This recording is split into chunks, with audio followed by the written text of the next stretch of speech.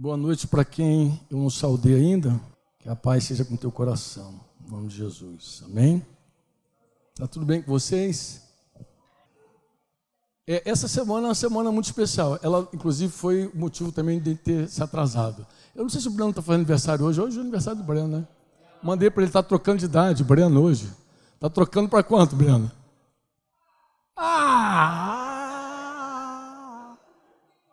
Eu não sei, rapaz. A cara é 36, está indo bem. Mas essa semana é a semana que Paz fez aniversário, dia 6, né? Eu guardo porque Paz nasceu, e quando Paz nasceu, o Josias me falou, olha, meu filho nasceu, e no dia seguinte nasceu a Débora, né? Mesmo ano, de 1986, 33, né? O Elcimar fez logo depois, Flávio faz dia 7 junto com a Débora, Elcimar dia 8, né? E também Carlos Dantas faz também antes, faz com paz. Tá uma baguncinha de gente que faz aniversário essa semana, né? Todo mundo faz aniversário. Mas eu estendi um pouco mais os meus dias no Rio, por conta do aniversário da minha filha. O pessoal disse, tu vai embora dia 4, dia 7 é o aniversário dela. E eu estava lá dia 7, lembrando que no ano que Paz nasceu e Débora, Paz talvez não tenha informação sobre isso, mas foi um ano que caiu um temporal no Rio de Janeiro, daqueles temporais assim, que foi enchente e marcou a minha vida profundamente. Por quê? Porque eu era novo convertido, experimentando ali um pouco do Senhor, querendo conhecer o Senhor de verdade, né? E eu estava construindo uma casa e tudo que eu tinha de esperança estava naquela casa que eu estava fazendo, esperança econômica, né? Porque eu vinha com a vida toda enrolada, o cara chega do mundo todo quebrado, né? Eu vim todo quebrado, mas eu estava construindo uma casinha num lugar, num bairro lá, entre Realengo e Vila Militar, Magalhães Bastos. E quando essa água caiu, destruiu tudo, literalmente inundou tudo, gente. Foi uma catástrofe, como essa já agora, desses dias.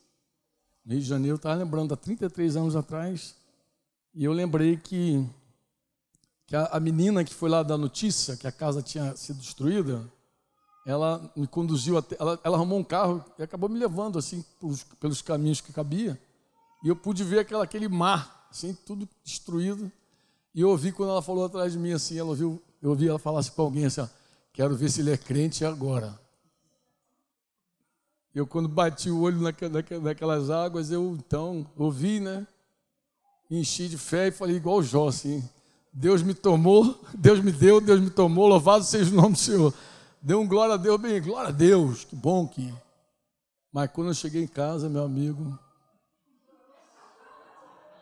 chorei muito, cara.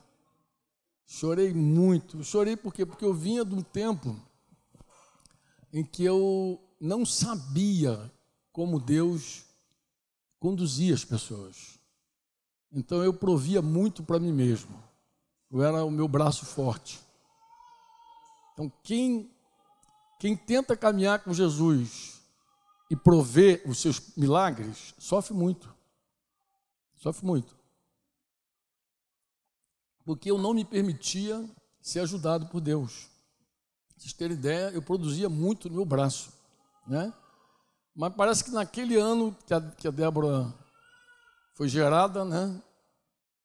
E acabou sendo o nascimento, naquele ano parece que Deus resolveu acertar comigo esse assunto e me ensinar de verdade a depender dele. Você depende de mim, tudo vai dar errado na tua vida. E era como eu me sentia assim. Eu não sei se tu conhece a história do rei Midas, na mitologia. O cara que tocava, tudo que ele tocava virava ouro, né? Eu dizia que eu tinha o toque do rei Midas ao contrário. Tudo que eu tocava quebrava, destruía, era um negócio horrível. Eu até conversava com os amigos, falou, se me entregar a Coca-Cola no dia seguinte está quebrada, vai falir a Coca-Cola. Porque eu estava... Aqui no mundo, o cara está debaixo de uma urucumbaca. Essa expressão carioca, mas o cara está debaixo de uma urucumbaca, tudo que ele faz dá errado. Eu estava assim, debaixo... Cara, sabe que todas as portas estarem fechadas? Não vê nenhuma porta aberta, nenhuma sequer. Eu vivia aquele drama assim, e produzindo, não era falta de trabalho não, de entrega, de dedicação. Eu me virava nos 30, nos 20, nos 10, entendeu? Mas tudo dando errado. E aí, para completar tudo, eu tinha uma carta na manga, que era tal casa que eu estava fazendo, para completar no dia que Débora nasceu. Dia 6, pai, dia 7, Débora, dia 8, dilúvio.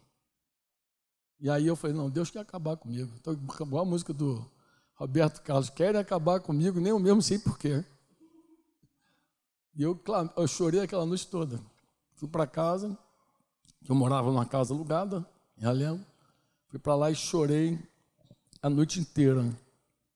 Aí lá pela madrugada, eu creio que Deus me socorreu. Os problemas não mudaram, mas eu fui transformado, eu fui tocado por Deus. Naquela noite eu entendi algo que eu não sabia. Deus começou a falar comigo que tudo que eu estava vivendo, em primeiro lugar, era fruto da minha própria oração.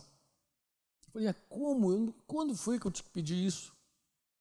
A minha experiência da madrugada. Deus falou comigo, muitas vezes você me pediu. E Deus começou a me lembrar as músicas que eu cantava.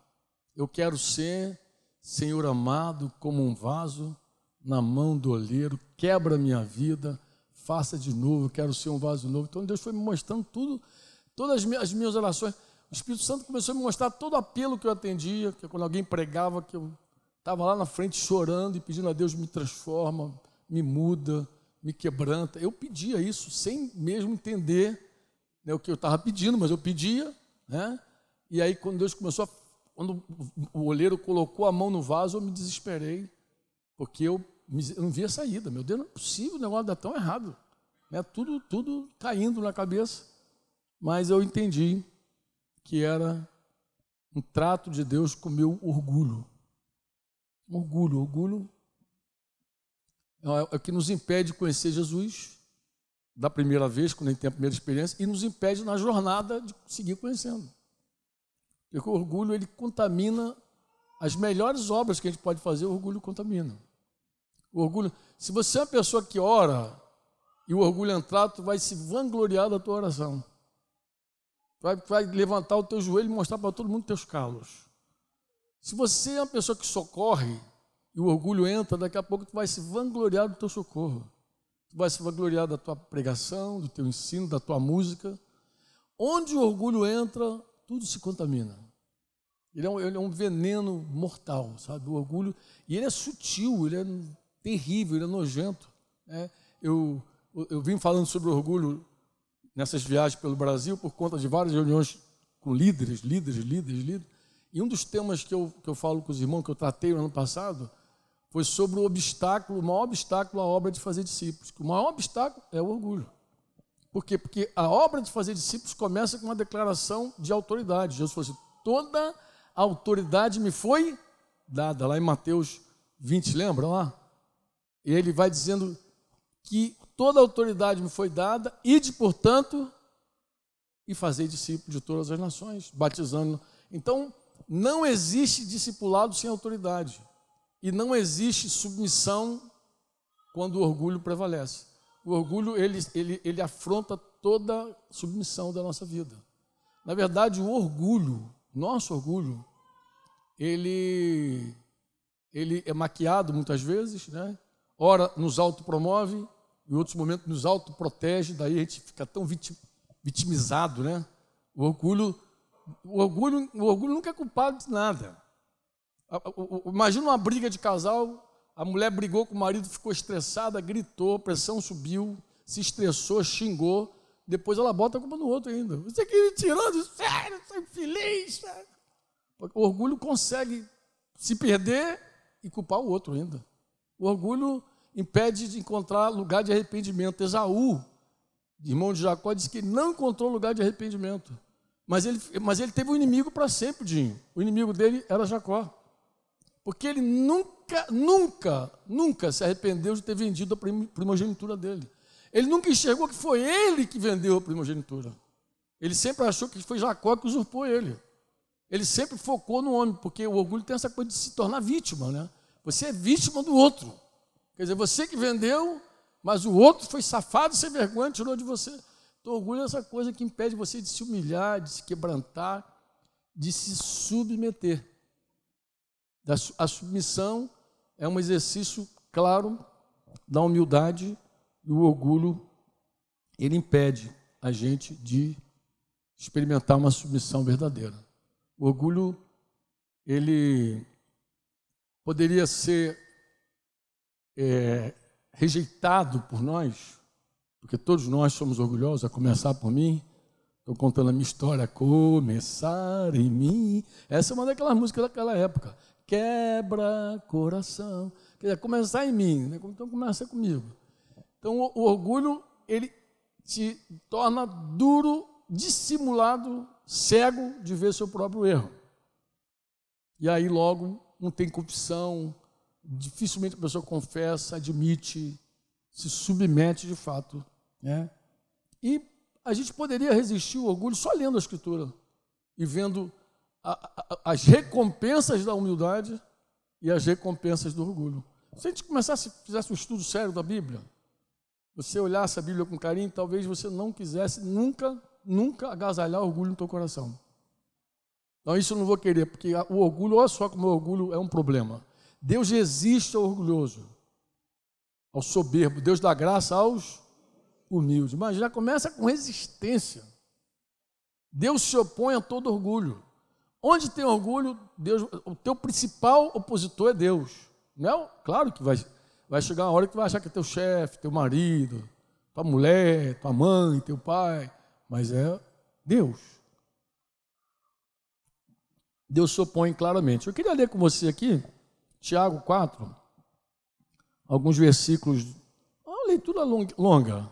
Tiago 4, é bom começar do versículo 1, vou ler aqui uma versão NVT, mas a Tita vai colocar a versão, não tem NVT? Tem NVT aí? Não. Bota RA, que RA é espetacular, é a boa. Mas de onde vêm as discussões e brigas em seu meio? Né? De onde procedem guerras e contendas que há no meio de vocês? Imagina que você acabou de quebrar o pau lá na tua casa, veio para essa reunião hoje aqui, e você começa a abrir aqui, aleatoriamente, abrir o Tiago. Aí começa, de onde vêm as discussões e brigas no seu meio? Acaso não procedem dos prazeres que guerreiam dentro de vocês? De onde procede? De onde, senão dos prazeres que militam na vossa carne? Querem o que não têm, cobiçais e nada tendes. Ele está falando, e até matam para consegui-lo. Invejam o que os outros possuem.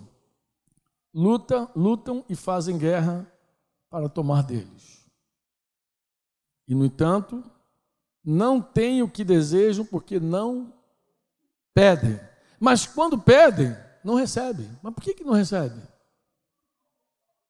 Pedem mal, seus motivos são errados. Pedem apenas o que lhes dá prazer. Adúlteros. Infiéis, a palavra ali é adúltero. Tem até uma versão corrigida, dizia adúlteros. Não percebem que a amizade com o mundo os torna inimigos de Deus? Repito, se desejam ser amigos do mundo, tornam-se inimigos de Deus. O que vocês acham que as Escrituras querem dizer quando afirmam que o Espírito colocado por Deus em nós tem ciúmes? Contudo, Ele generosamente nos concede graça. Ele dá graça, sim ou não? Agora, como Deus dá essa graça?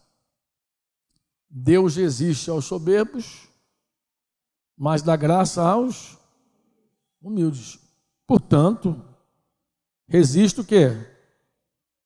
Ao diabo. Resista ao diabo, mas você tem que se submeter a quem? A Deus, né? Submetam-se a Deus, resistam ao diabo e ele fugirá de vocês. Aproxime-se de Deus e ele se aproximará. Lavem as mãos, pecadores, purifiquem o coração, vocês que têm a mente dividida. Que haja lágrimas, lamentação e profundo pesar. Que haja choro em vez de riso. Oxa, que palavra difícil, né? Choro em vez de riso. E tristeza em vez de alegria. Humilhem-se diante do Senhor e Ele os exaltará. Essa é a recompensa de quem se humilha, é a exaltação. Isso a gente vê aqui Tiago, 1 Pedro 5 e 6 também diz, né? Pedro, quando fala com os pastores, ele diz: vocês que são mais jovens devem se submeter aos mais velhos, aos presbíteros mais velhos, e todos no trato mútuo devem se revestir de humildade. Lembra disso?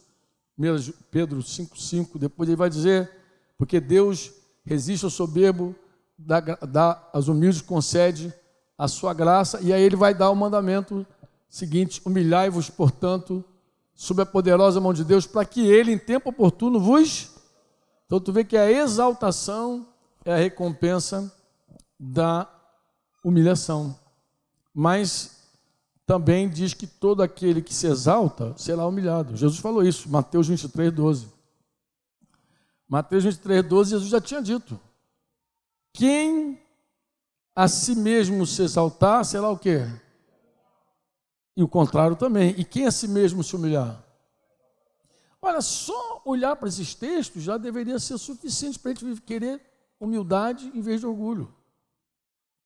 Rejeitar o orgulho e correr atrás da humildade. Só de olhar os textos são contundentes, eles são fortes, são diretos, é uma lei espiritual. Eu dizia para os irmãos, é isso que leva a gente a educar os filhos e ensinar. O maior ensino que o pai pode dar para um filho, inclusive na correção, é um coração quebrantado. Porque se teu filho cresce soberbo, o inimigo dele é Deus. Se teu filho cresce quebrantado e humilhado, o amigo dele é Deus. Você cria teu filho para ter graça ou resistência. Porque qualquer outra coisa que dá para o teu filho não é tão útil quanto isso. Ensinei, dei um canudo para ele, mas se tu não ensinou ele a humildade, dificilmente ele vai ter graça para viver, para ver as portas abertas, para ter o favor de Deus, para ser exaltado por Deus. A pior coisa que você pode dar para um filho é espaço para ele pensar que o mundo gira em torno dele. A pior coisa que você pode dar para o teu filho é deixar ele pensando que ele é o centro do universo. Muitos pais fazem isso. Cerca o menino assim, ninguém toca, ninguém diz que o filho está errado. Quando a professora vai lá e fala, ele vai lá e diz: que é isso, meu filho é um santo. Aí defende o filho, toma bota, bate no peito, rola e toca para as... Confusão na casa de Noca, você já conhece a história. Mas se os pais entendessem, eles iam querer os filhos quebrantados, humilhados, diante de toda a autoridade. Porque toda autoridade procede de quem? De Deus. Já novinho, já ensina ele, não bate continência para um, bom dia, sujeita a vida para outro. Então, quando cresce soberbinho, e tem mais filho de cristão, normalmente vem com muito talento, né? Muitos dons. Então, o bicho fica mais soberbo que os outros. Em geral, o filho de crente fica mais soberbo que filho de incrédulo. É verdade. Ele se acha, porque o pai está orando, a mãe está orando, e em vários momentos ele vê a proteção de Deus na vida dele, ele acha que aquela proteção é porque ele é bom. Ele esquece que a avó clama, que a tia chora, que a outra ora, ele acha que ele é bom, porque eu sei disso, pô. Eu convivi com vários caras desviados, eu incrédulo, um monte de desviado, os raios passando assim, pegando todo mundo, os caras intocáveis, se achando o rei da cocada preta. Porque parece que fica mais soberbo ainda, fica mais duro ainda, entendeu? Não vê o favor de Deus, às vezes por causa do pai, da mãe, de quem clama, de quem ora, né? Mas aquele que se exalta será humilhado, mas aquele que se humilha será exaltado. Lucas 14, 11, Lucas também registra esse ensino de Jesus. Lembrando que Mateus andou com Jesus. Então ele escreveu porque ele ouviu Jesus falando. Lucas não andou com Jesus, nem Lucas nem Marcos. Então Lucas, ele é um pesquisador, ele vai atrás, ele pega aqueles ensinos que se repetem na igreja. Tu vê que esse ensino está vivo. Ele é um ensino profundo, que ele vai lá e repete, porque era um princípio basicão para a igreja daquele primeiro século, né? A importância de ser humilde, de se humilhar, né? E Lucas 18, Jesus conta, no versículo 14, a história daqueles caras que estão orando, lembra? O publicano e o fariseuzão lá com...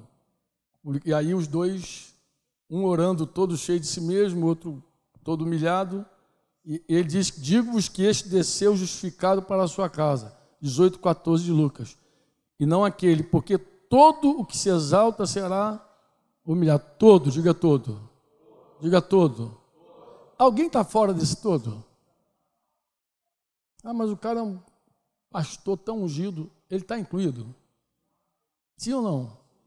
Todos estão incluídos desse todo. Todo que se exaltar, todo que se humilhar, ninguém escapa. O que se exaltar será humilhado. Você diz amém ou não? A primeira bênção de se humilhar é a graça. Você crê nisso? Que Deus dá graça? O que é a graça, irmãos? Salmo 63:3. Aqui em Curitiba, há alguns anos, eu ministrei uma palavra sobre verdades sobre a graça de Deus. Diz que até um vídeo bem bombadinho aí. E de vez em quando eu encontro alguém comentando. Verdade, foi aqui em Curitiba. Acho que foi lá no Mabu. Seduca, foi no Seduca.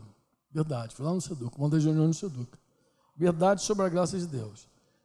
Eu começo a falar de algumas verdades sobre a graça. Uma das verdades é essa, de Salmo 63:3. Diz o quê?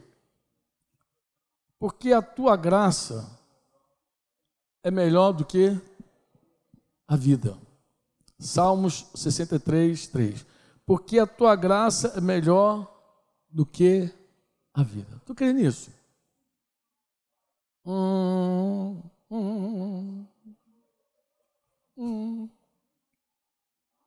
Só para você entender, a graça de Deus é o que te possibilita acertar. Se você andar 1 quilômetro na tua vida e fizer tudo certo, é graça. Quando você cai e peca, é desgraça. Então assim, Deus resiste ao soberbo. Desgraçado, cara. Vai viver atolado na miséria dele. Quando você vê alguém acertando, não é porque a pessoa é boa. Isso não existe na igreja. Pessoa boa. O que tem é gente humilde e gente soberba. Só isso que tem. A diferença do meio cristão é quem se humilha e quem se exalta. Não tem outra diferença. Porque todos pecam. Quando alguém... Tu acredita que todo mundo peca ou tu acha que tem gente que não peca? Tu acredita que todo mundo peca? Então, se todos pecam, qual é a diferença de um para o outro?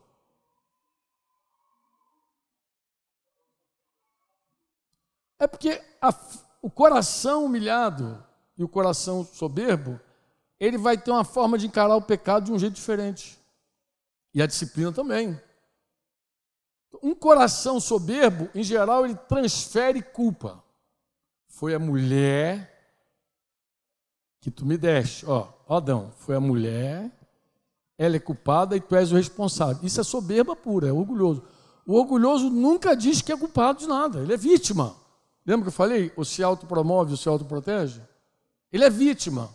Foi a mulher. Se tu não tivesse me dado essa mulher, eu estava legal, mas ela veio e tropeçou. Então, a mulher que tu me deste. Então, em geral, se todos pecam aqui, a diferença está no nosso coração. A maneira como a gente vai ver o pecado e a disciplina passa pelo nosso coração. Se eu estou orgulhoso, eu nem quero saber. Agora, uma pessoa de verdade quebrantada, humilhada de verdade, no meu lugar, ela é culpada. Ela não tem problema em dizer pequei. Pequei, diga pequei.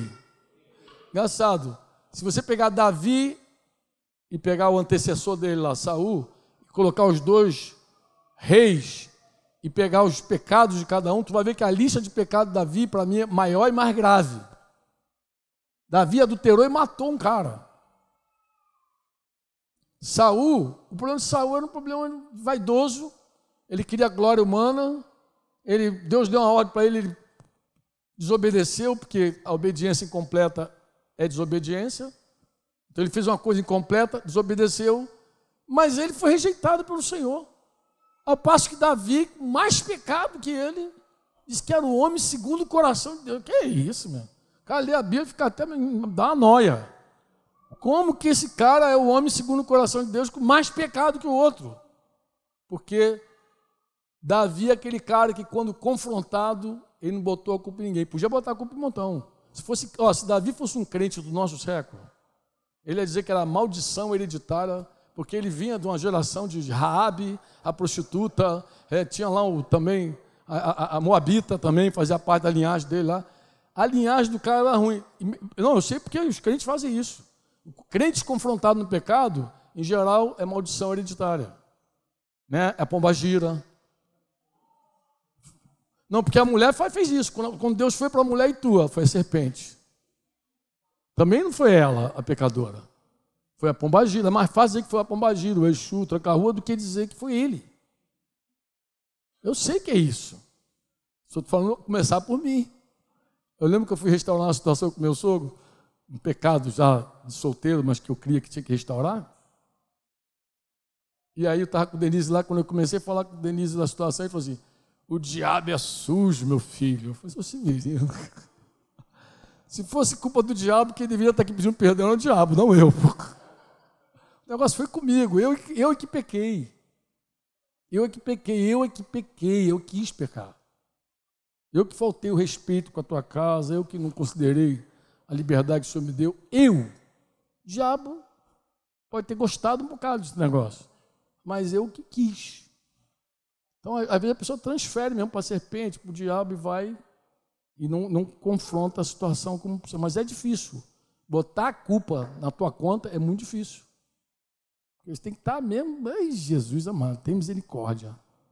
Mas a graça, diz a graça, é melhor que a vida. Se a gente compreende a graça, talvez isso nos animasse muito a descer. Não a subir, a descer. A se humilhar mesmo. Porque, inclusive, o mundo prega contrário à humilhação. Toda pessoa que se humilha para o mundo é otário, é besta, sua besta. Vai se humilhar até quando, sua otária? Sempre vai dizer isso para as pessoas. Porque o mundo é contrário à humildade. O mundo não vê valor nessa virtude. Embora Jesus diz, aprendei de mim, porque sou manso e humilde de... Embora Jesus se declare humilde, o mundo acha que humilde não. O super-herói do mundo é Hulk, Thor, Homem-Aranha, Super-Homem, os caras rompem com tudo. Não, um homem humilde, manso, não tem valor. Manso e humilde parece que não desperta interesse de ninguém, entendeu? Mas Jesus é essa pessoa. Você diz amém ou não? Quando a gente fala daquelas 5 verdades, se humilhar, se submeter, a gente vê muito claramente, na hora da submissão, se o coração de verdade está quebrantado ou não. Como eu falei, a submissão é o exercício prático da humildade. Então, como é que a gente sabe que alguém é humilde? De fato, quando ele submete. Aí não tem para onde você correr. E, em geral, a gente coloca condições para se submeter. Eu tive com um pastor agora recente conversando, e ele falou assim, não, mas aí não dava mais para me submeter aqueles irmãos, os outros pastores lá. Eu falei, por que tu não submete? Porque eu perdi a confiança. Você já viu esse argumento? Eu não me submeto porque eu não confio? É um argumento forte para não submeter, né? Não confio, como é que eu vou me submeter? Aí eu voltei para ele e falei, filho, olha só, vamos lá. Em primeiro lugar, a submissão não está condicionada a nada. Porque se houver alguma condição para submeter, deixa eu te fazer uma pergunta, qual esposa vai submeter ao seu marido?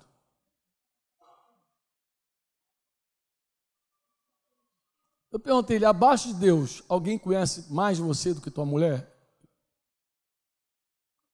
E tu acha que tua mulher confia cegamente em você? Se tua mulher não confia cegamente em você, como é que Deus manda ela se submeter a você? Um cara cego igual você. Caolha. Sem rumo.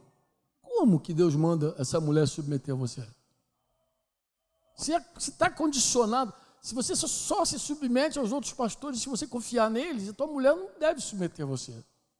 Ela tem muito mais motivo para não confiar em você, porque ela desconhece. Ela sabe das tuas fraquezas todas. E por que Deus então manda ela? Coitado, Deus é perverso. Será que Deus é machista? Será que Deus quer torturar a mulher?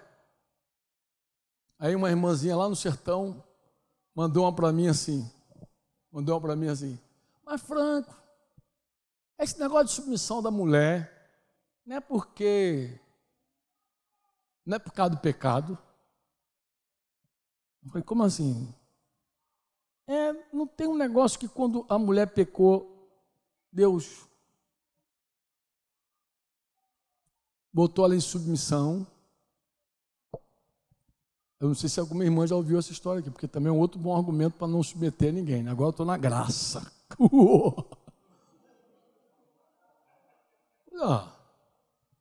A história não é bem assim, não. Em primeiro lugar, deixa eu deixar aqui uma frase registrada, pode ser uma frase boa para Facebook, para Twitter, mas ela é totalmente verdadeira. A nossa submissão, ela não revela o tamanho da autoridade que a gente submete. É que tem você, só se fulano for grande pode me submeter. Você está por fora. A submissão fala do quão pequeno nós somos, não do quão grande o outro é. Submissão é para falar de humildade, pessoal. Não do tamanho do outro. Porque o outro, de repente, nem é tão grande assim. Jesus encontrou Pilatos, e Pilatos falou, tu não sabe, rapaz, que eu tenho poder de prender e de soltar? Que eu posso te soltar? E Jesus falou assim, tu não teria nenhuma autoridade sobre mim se meu pai não tivesse te dado. Jesus não negou a autoridade dele. Era um cara omisso, capenga, cego, advertido pela mulher, seguiu fazendo a vontade do povo. Um cara fraco, que não viu culpa em Jesus e lavou a mão, mas era uma autoridade. Jesus não negou a autoridade, porque a submissão não diz quão grande é a tua autoridade, a submissão diz quão pequeno nós somos. E voltando para a irmãzinha lá, eu tive que falar com ela sobre submissão e domínio, são coisas diferentes. Olha lá Gênesis 3, 16. Quando Deus trata com a mulher, Ele diz, multiplicarei sobremodo os sofrimentos da tua gravidez. Em meio de dores darás à luz filhos. Esse foi o trato de Deus com a mulher, depois do pecado, a correção dele. O teu desejo será para o teu marido e ele te governará. Foi aí que a irmã se pegou para dizer que a submissão era resultado da queda. Falei, amado, eu falei para ela que isso aqui, a palavra governar aqui, é exercer domínio. Não é submissão. Ele não está falando que você vai ser submissa, porque submissa ela já devia ser, porque ela foi criada para ser ajudadora. Você conhece um ajudante que não é submisso? Funciona? Tu funciona lá, tu está lá no teu emprego, Carlos, tu está lá trabalhando, cara, eu vou te constituir um ajudante. Só que a pessoa tem uma agenda totalmente diferente da tua. Faz o que quer, faz o que dá na telha. Ela é tua ajudante. Como é que alguém vai te ajudar quando tem uma vida independente de você? Faz o que dá na telha. Não ajuda nunca, atrapalha. Daqui a pouco você, tu não é minha ajudante, tu é uma atrapalhadora.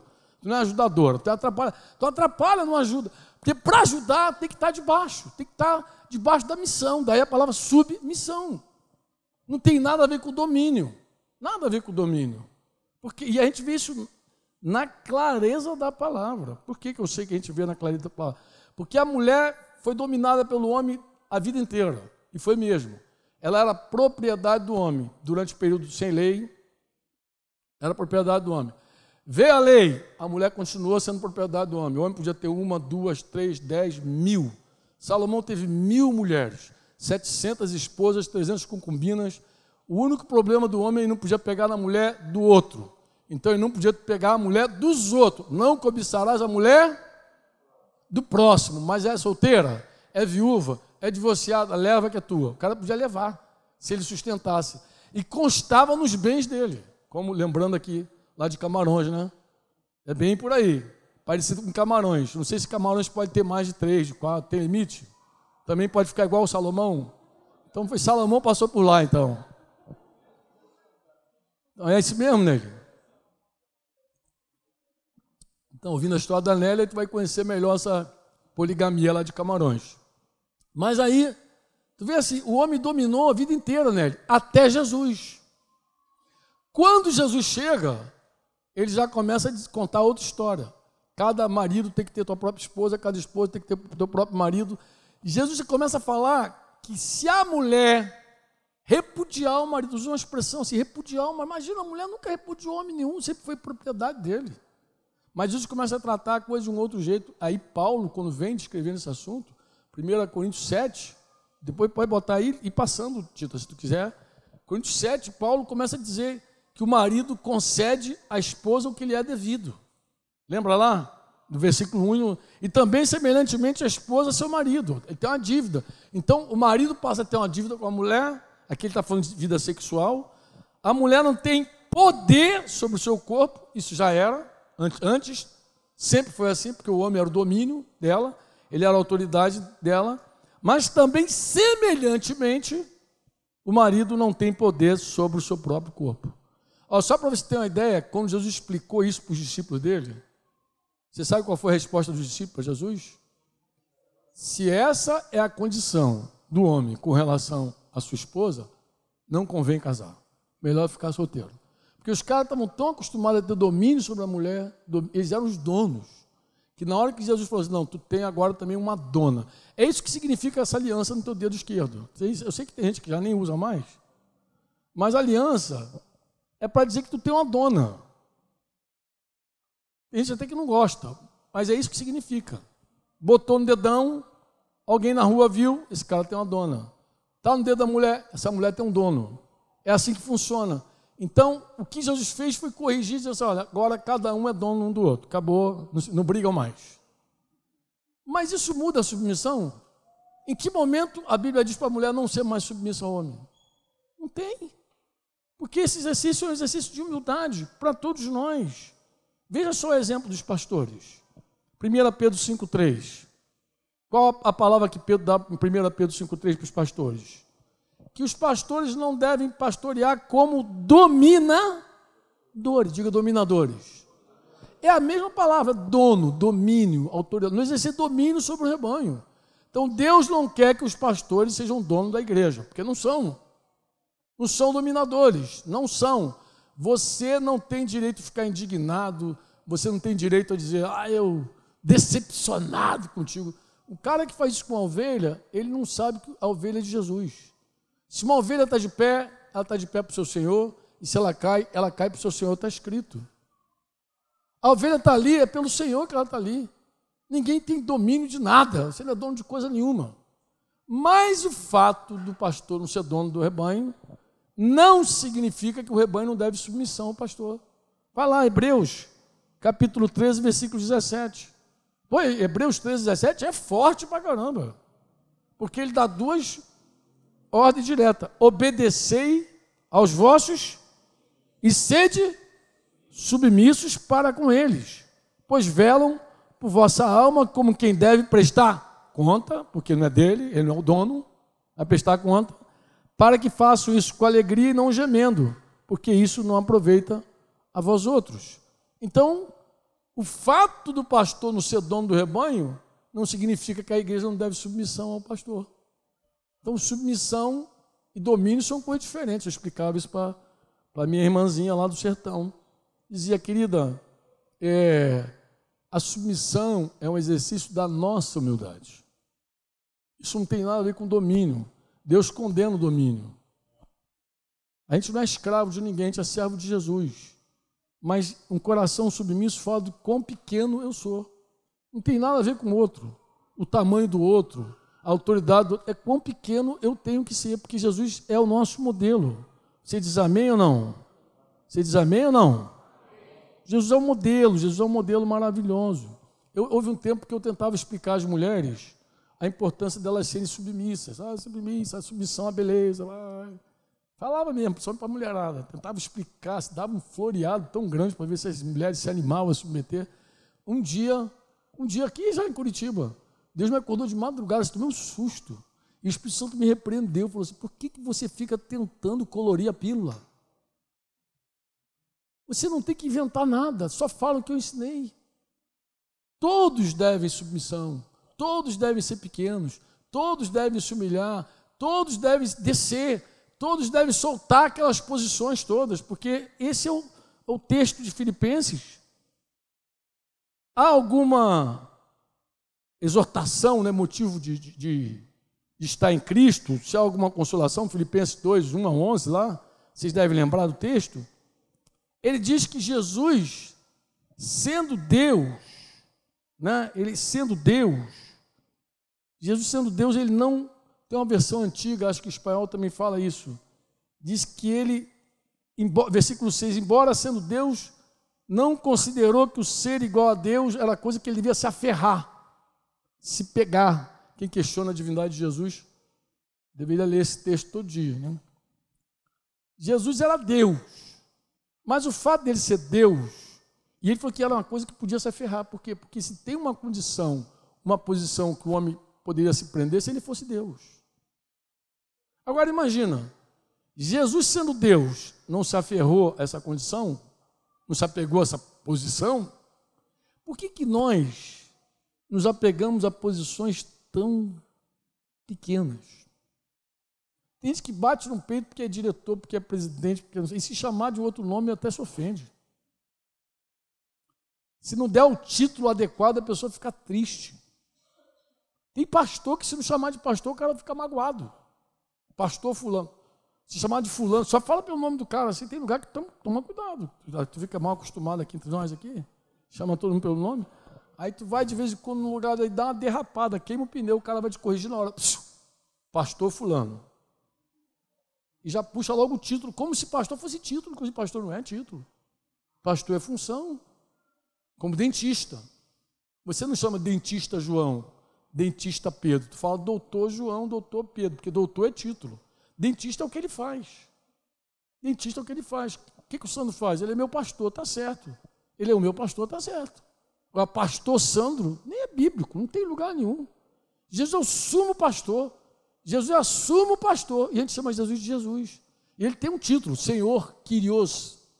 Mas ainda assim a gente chama de Jesus. Um título com tudo, é meu Jesus. Meu Jesus. A gente cantou hoje. Salvador, outro igual. Jesus, a gente tem maior intimidade com Jesus. Com os homens a gente coloca aquele formalismo, aquela coisa toda, aquela babação toda esquisita, feia, né? Que os homens exigem e se aferram aquilo ali. E Jesus, sendo Deus, que podia se aferrar a isso, ele abriu mão dessa posição e se fez homem. Pega o texto de Filipenses aí, vai deitando ele. E como homem, ele foi descendo, se fez servo. Gente, Deus entrou na nossa história se humanizando.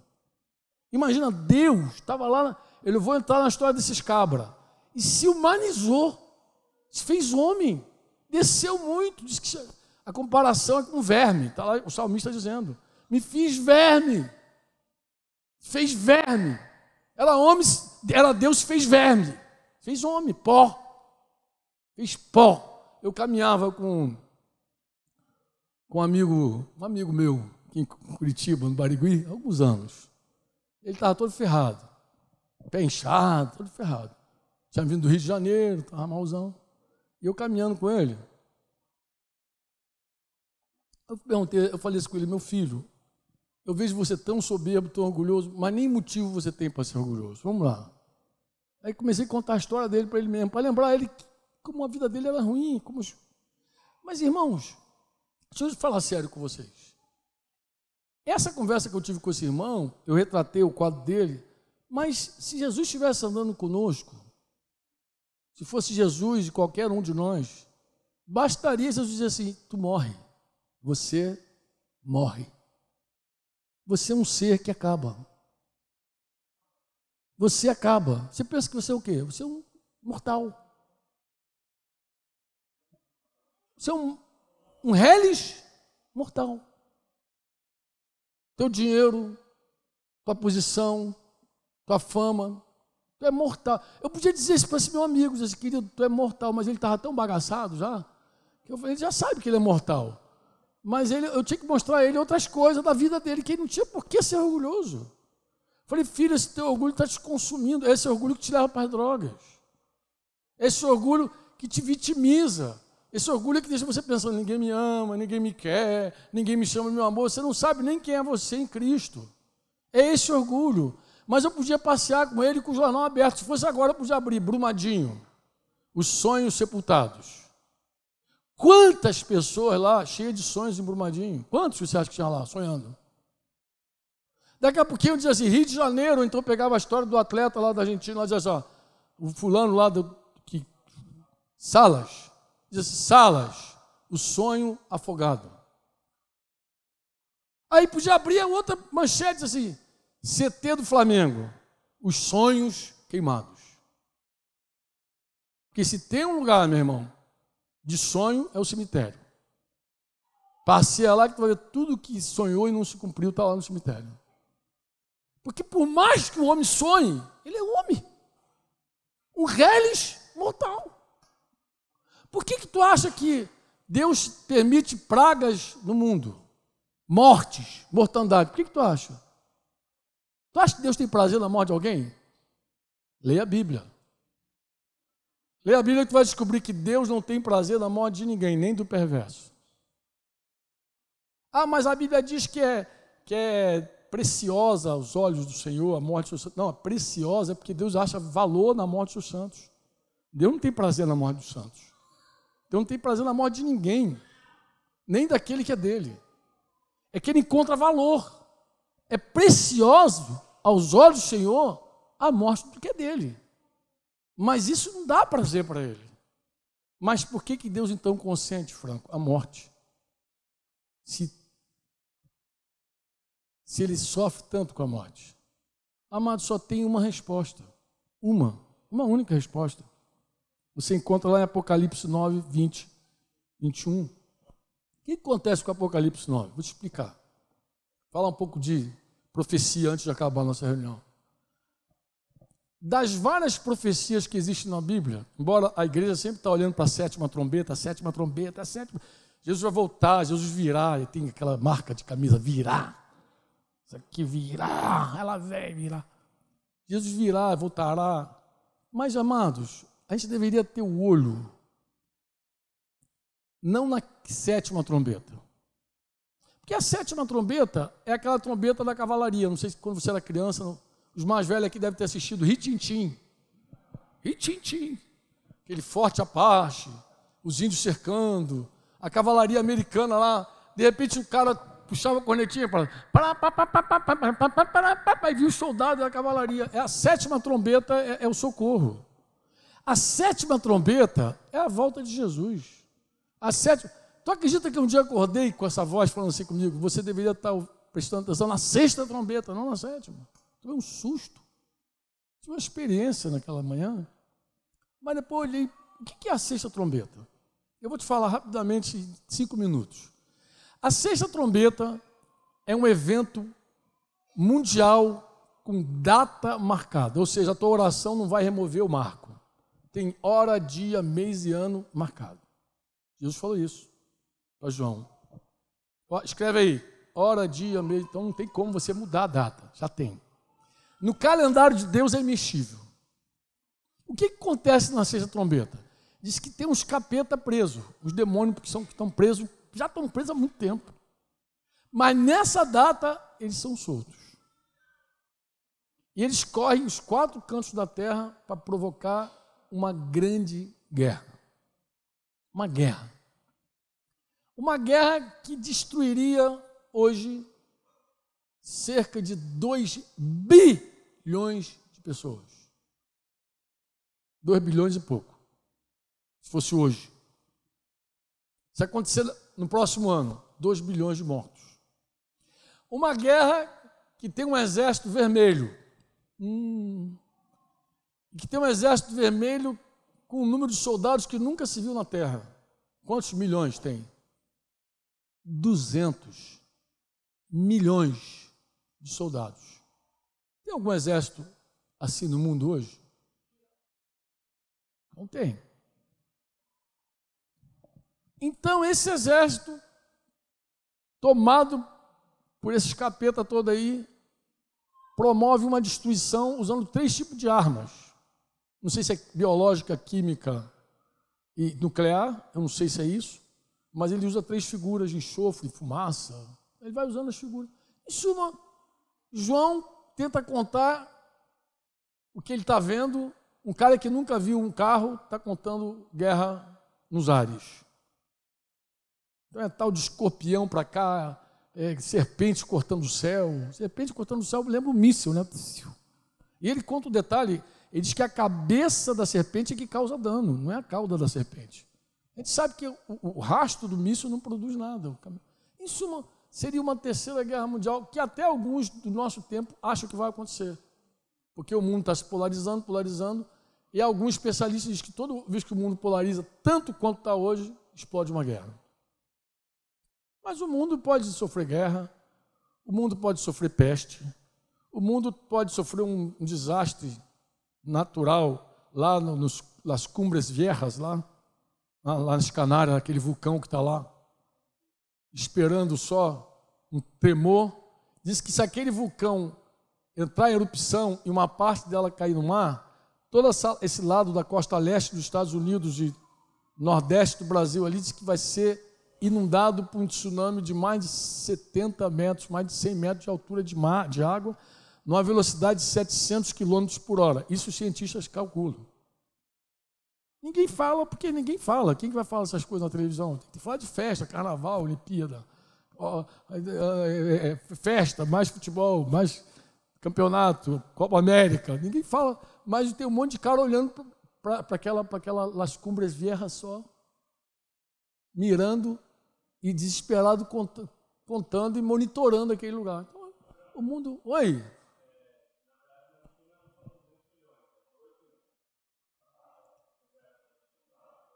O exército, 2 milhões de pessoas.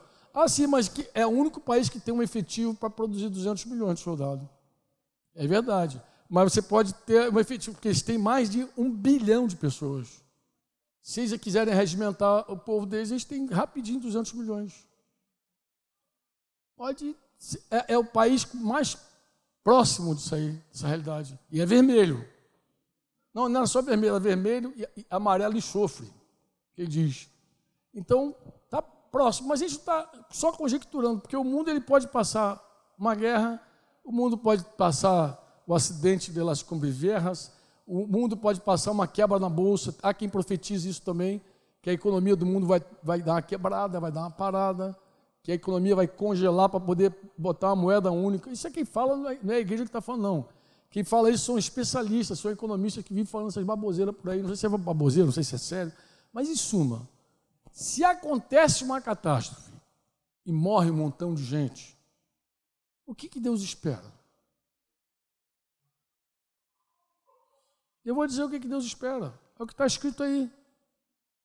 Depois que aquela catástrofe passou, que foram destruídos lá 1/4, 1/3 da população, 1/3. Os outros homens, olha o que João diz, aqueles que não foram mortos por esses flagelos, não se, então, é certo eu dizer que quando Deus permite uma catástrofe, Ele espera que os que vivem se arrependam? Sim ou não? Sim ou não? É certo eu dizer que quando Deus consente com a morte de um monte de gente, Ele espera que os que vão ficar vivos se arrependam? Mas olha o que João diz. Os que não foram mortos não se arrependeram das obras das suas mãos, deixando de adorar os demônios, seguiram adorando o demônio, os ídolos de ouro, de prata, de cobre, de pedra, de pau. Mas o versículo 21, ele diz que nem podem ver, nem ouvir, nem andar. Mas ele diz assim, e nem ainda se arrependeram dos seus assassínios. Os abortos vão seguir, os homicídios vão seguir, os caras seguem matando em nome do seu prazer, nem das suas feitiçarias vão continuar, e nem da sua prostituição, vão continuar se entregando a todo tipo de orgia, avacalhação toda, e nem dos seus... Engraçado, por que ele não botou ali roubo? Porque roubo é aquilo que você tira com violência. Furto é aquele dinheiro que você tira, aquele bem que você tira sem exercer violência. Então, ele vai dizer que ninguém se arrepende da sua corrupção. Ou seja, depois de morrer 1/3 da população do mundo, os homens que estão vivos, sua maioria, não se arrepende. Não se arrepende.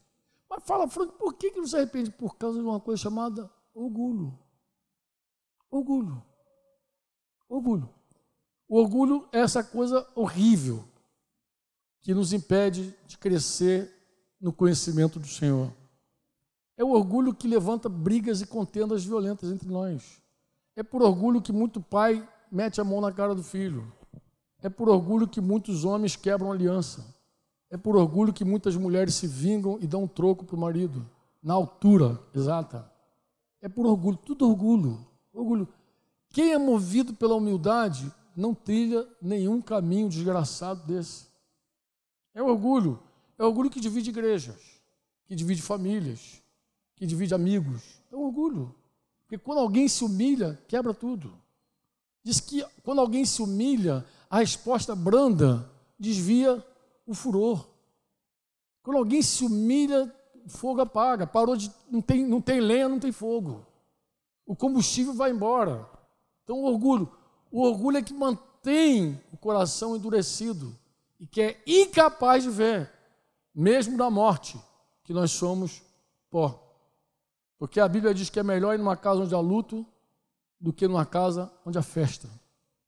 Porque na casa onde você vai que tem luto, você está diante da realidade de todos os homens. O final de todos os homens é aquele lá. No caixão lá, tu pode levantar a voz e falar. E numa casa onde há festa, só tem ilusão. Quem acha que no meio de uma festa vai ter um final drástico? Você já viu o cara que saiu da festa para a morte?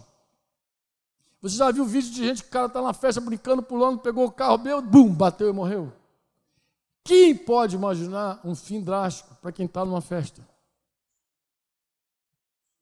Uma tsunami que entrou e arrasou lá aqueles bordéis, aquela coisa. Quem acha que na hora do pecado a morte pode chegar? Ninguém. Porque o orgulho, ele cega a gente dessa verdade. O orgulho não deixa a gente ver que o homem tem um fim e que ele vai prestar contas a Deus de tudo que ele fizer. É orgulho. É orgulho. E a humildade te dá graça para você viver diferente. Ah, mas se morrer, quem morre em Cristo não morre e dorme.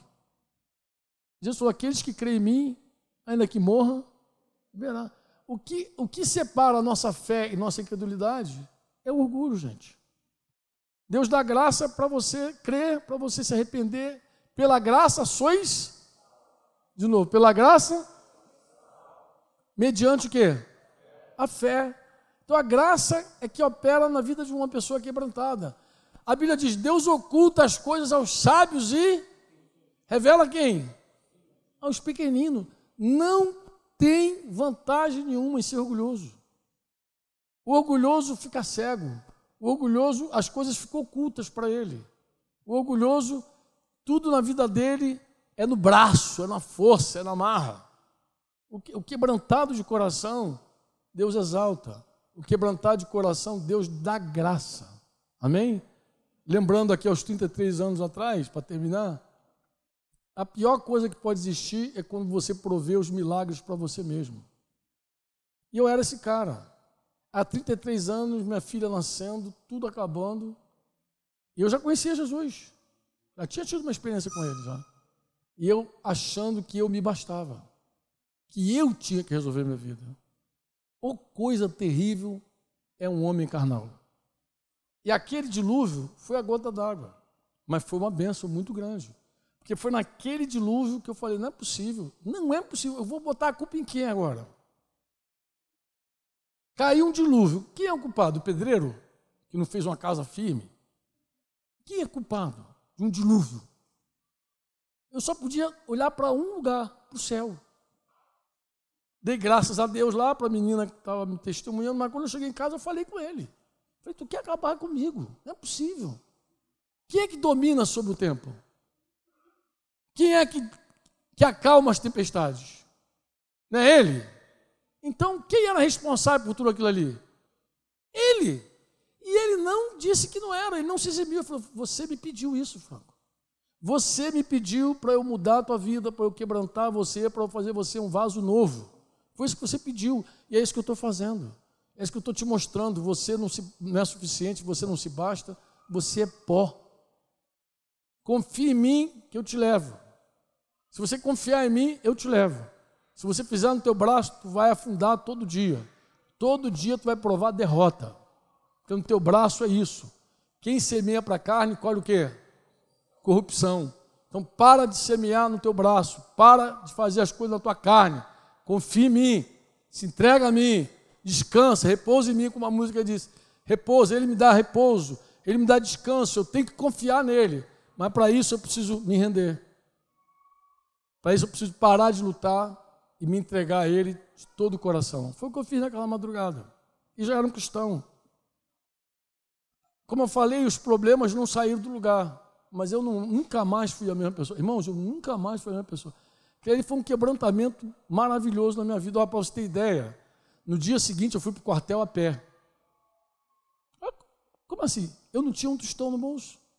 E tomei uma decisão de não pegar nada emprestado com ninguém. Eu falei, oh, Deus vai fazer um milagre, eu vou andar a pé. E meti o pé. Estava chovendo ainda. Cheguei todo molhado no quartel.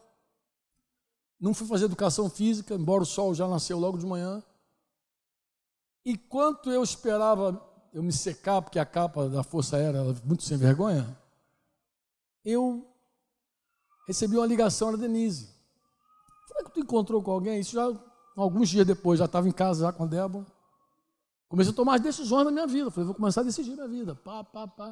Vou começar a andar como Deus quer. É isso que Ele quer, então é isso que Ele vai ver.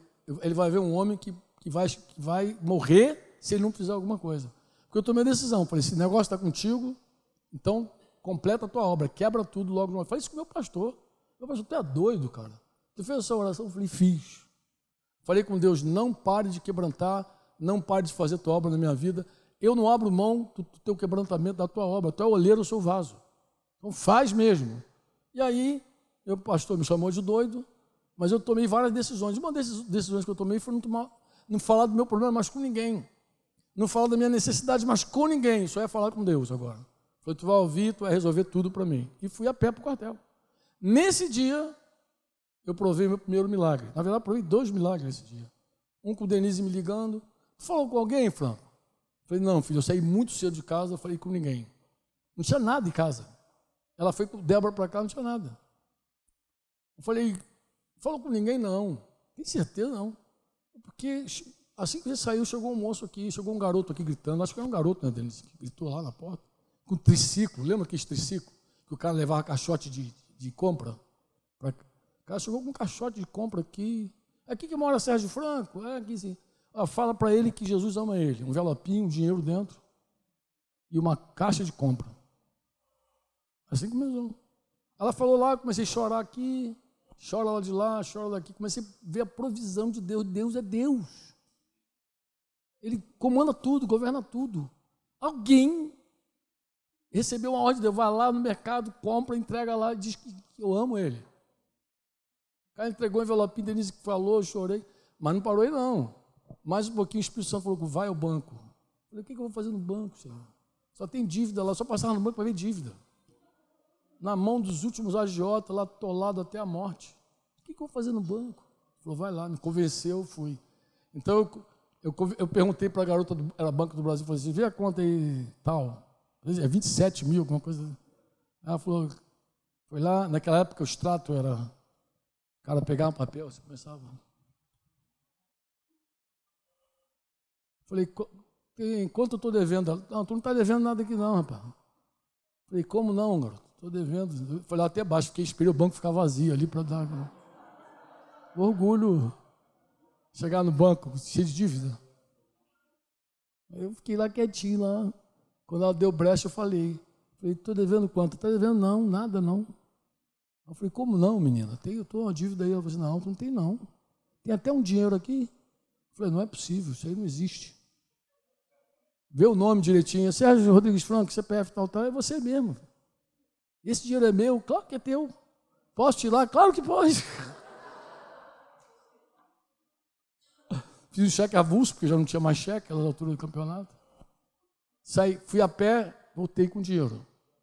E minha casa tinha dinheiro e tinha uma casa abastecida também. Foi a primeira. Eu vinha contente assim, Elcimar, pela rua, cantando, louvando o Senhor, e tinha uma velhinha parou do meu lado e falou assim, eu pensei que só os velhos falassem sozinhos.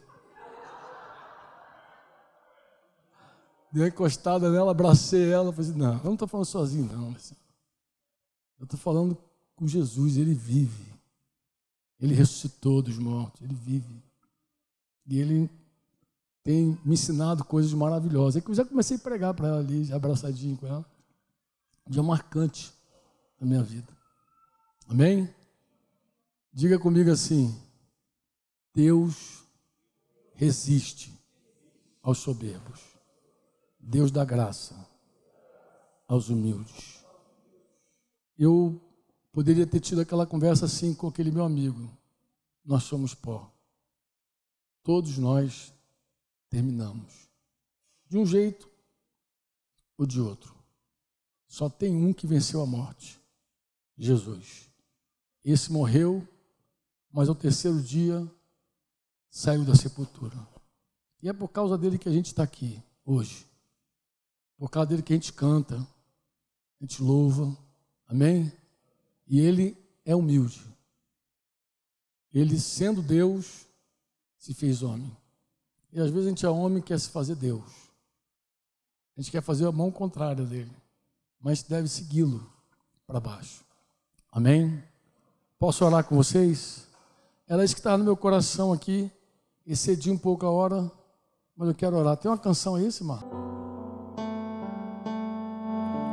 Eis-me aqui, escuta o meu clamor. Preciso tanto te contar os meus medos, meus segredos. Eu preciso hoje confessar. Sou tão fraco, tão pequeno sou. Eu não mereço seu amor, mas a tua graça me alcançou. Livre sou. Minha rocha, meu escudo, em ti vou confiar, não vou me abalar. Em teus braços eu me escondo, não há o que temer, pra sempre eu vou crer.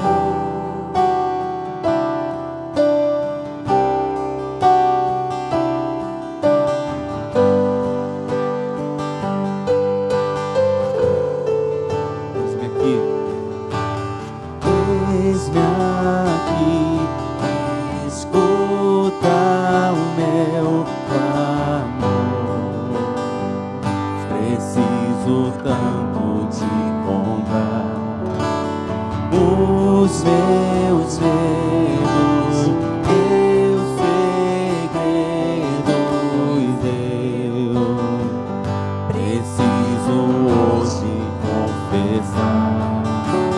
Sou tão fraco, tão pequeno sou. Eu não mereço teu amor, mas pensa nisso. A graça me alcançou, livre sou. Amém. Minha rocha, meu escudo, em ti vou confiar, não vou me abalar. Em teus braços eu me escondo, não há o que temer, pra sempre. Minha rocha, minha rocha, meu escudo. Sim, Senhor, em ti vou confiar, não vou me abalar. Em teus braços eu me escondo, não há o que temer.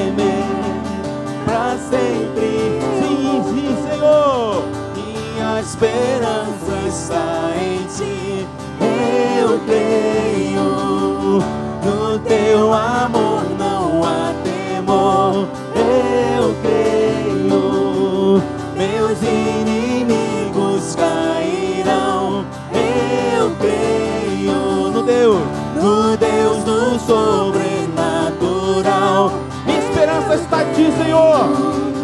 Minha esperança está em ti.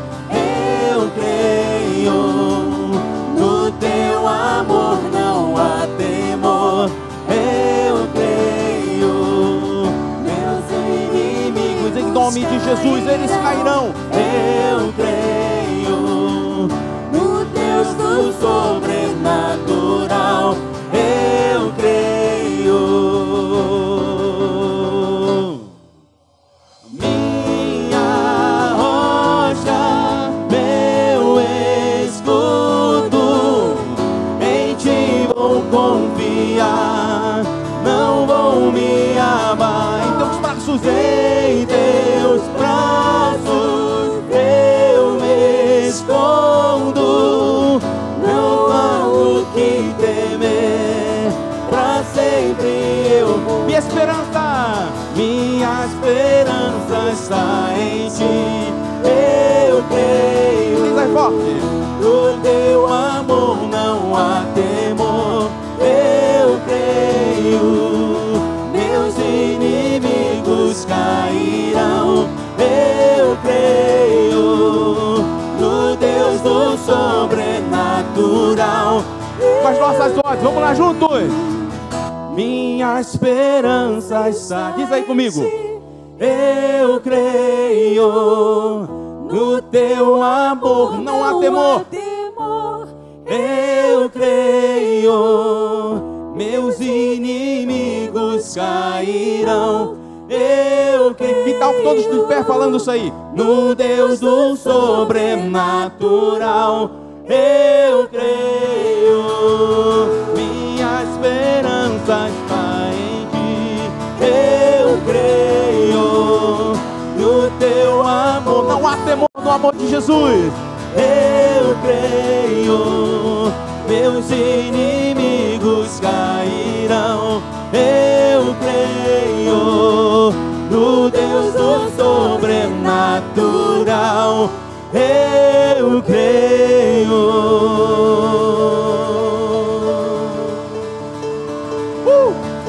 Glória ao teu nome, Senhor. Meus queridos, tem alguns irmãos que estão aqui à frente.